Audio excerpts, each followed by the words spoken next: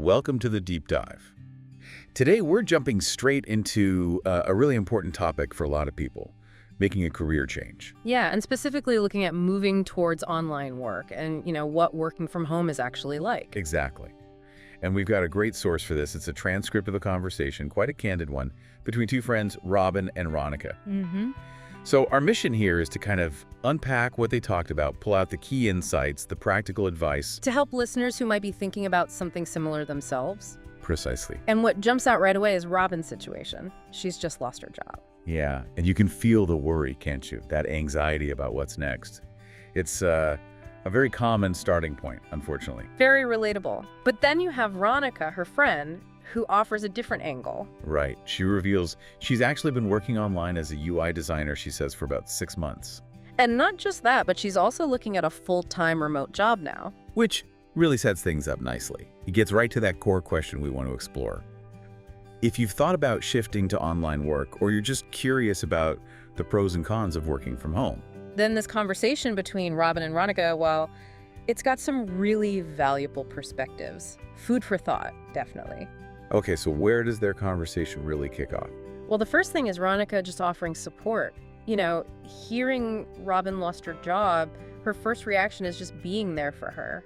That's so important, isn't it? Having that support network during tough times. It really is. It highlights how crucial the emotional side is, not just the, practical job hunting stuff. Absolutely.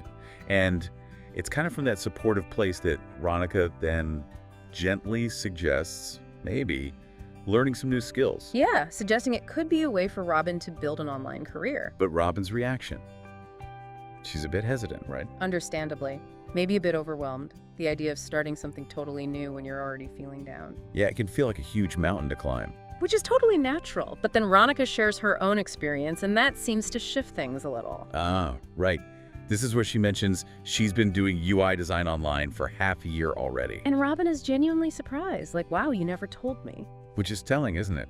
It kind of shows that these online careers, they're not some far-off concept. They're happening now. People we know might be doing them, and we just haven't realized the extent of it. Maybe there's a bit of a gap in awareness about these opportunities. Good point.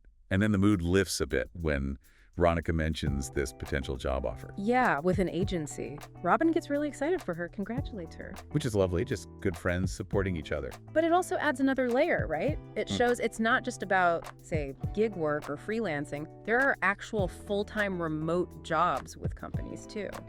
It broadens the picture beyond just being a solo freelancer. You can have that more traditional structure, just, remote. Exactly, a whole spectrum of possibilities. And hearing this, you see Robin's curiosity spark up. Definitely. She admits she doesn't know much about it, but she's clearly interested now, seeing her friend maybe get this cool opportunity. It makes it seem more real, more achievable, perhaps. That's often how it works, isn't it? Seeing someone you know succeed makes the abstract feel more concrete. And Ronica really comes through with some ideas here. She starts listing potential online careers. Oh yeah, she reels off quite a list. Freelance web designer, UI designer, which just quickly focuses on how websites and apps look and feel to the user. Right, the user interface and experience. Then software developer, cybersecurity expert, digital marketer, content creator. Virtual assistant, online tutor, graphic designer, social media manager, even starting your own e-commerce thing. It's quite the list. It really opens your eyes to the variety out there. It really does. It shows it's not just one or two things. It's a really diverse job market online. And many of those roles, like digital marketing or content creation, they need that mix of skills, creative and technical. Which is a key trend, I think. Definitely.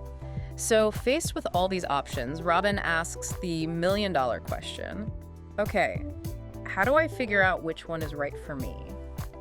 And Ronica's advice here is just spot on. She says, look at your existing skills and what you're actually interested in. Such practical advice. Don't get lost in the options. Start with yourself. What are you good at already? What genuinely interests you? Even skills from previous jobs that might not seem directly related at first glance. Exactly, those transferable skills. And what do you actually enjoy doing or learning about? She gives some great examples too. Like if you're into problem solving in tech, Maybe software development or cybersecurity could be a fit. or if you lean more towards the creative side. Then web design or UI design might be up your street. It helps connect the dots. Makes it less abstract, more concrete. It bridges that gap between where you are now and where you could potentially go. And they also touch on roles that blend those skills, right? The technical and the creative. Yeah, like digital marketing, content creation, social media management. It's not always either. Which is important. A lot of people probably feel they have to fit neatly into one box, but many online roles are actually quite interdisciplinary. Being analytical and creative is a huge asset. Okay, but then Ronica adds a really crucial dose of reality. Yes. Patience. Exactly.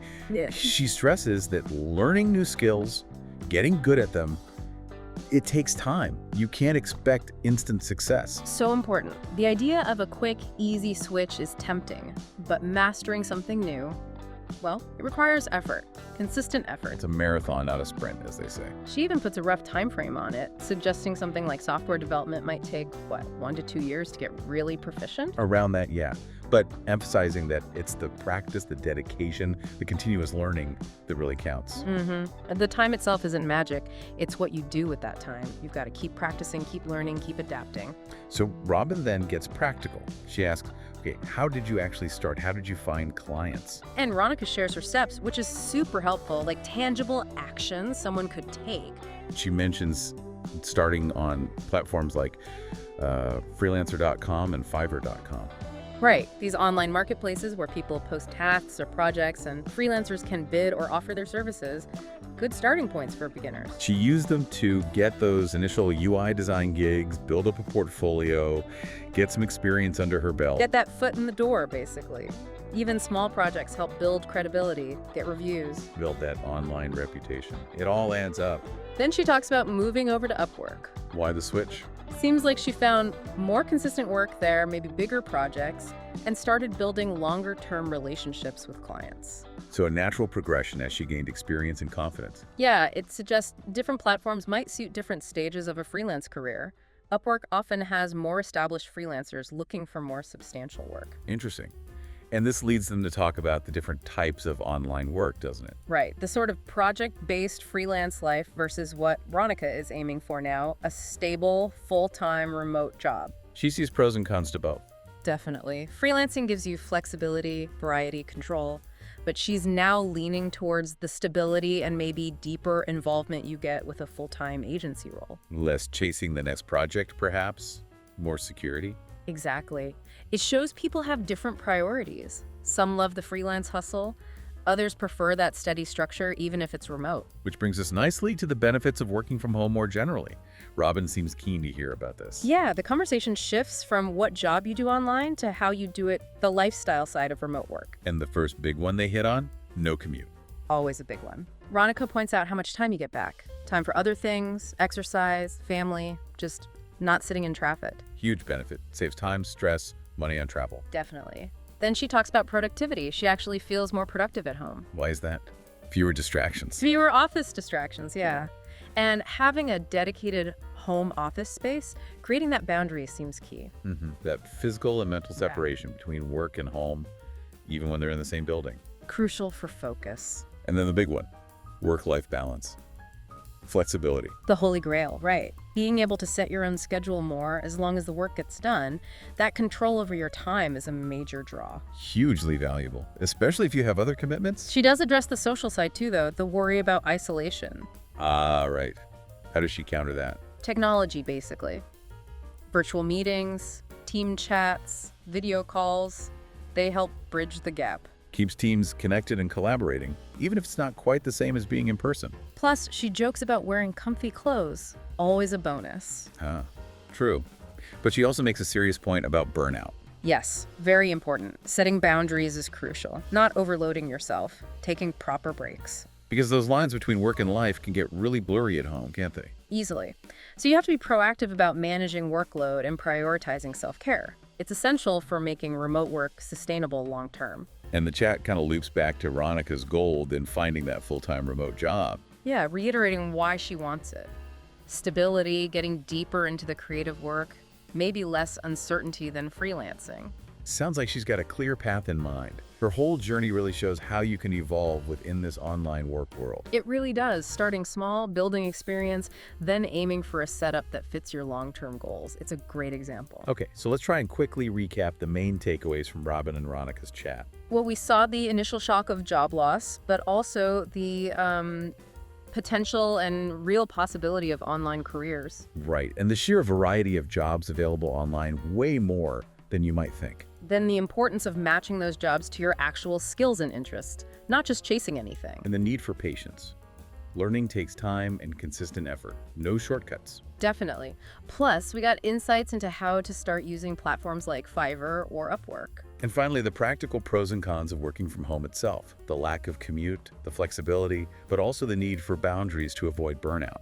I think what's really significant here is how accessible online work is becoming. Robin starts off skeptical, maybe a bit lost.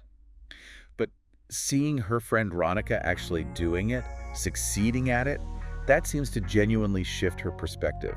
It really highlights the power of relatable examples, doesn't it? It makes the possibility feel real. Absolutely. And it really leaves you thinking, for our listeners too, consider your own skills, maybe ones you haven't even thought about professionally. And think about what truly interests you, what sparks your curiosity.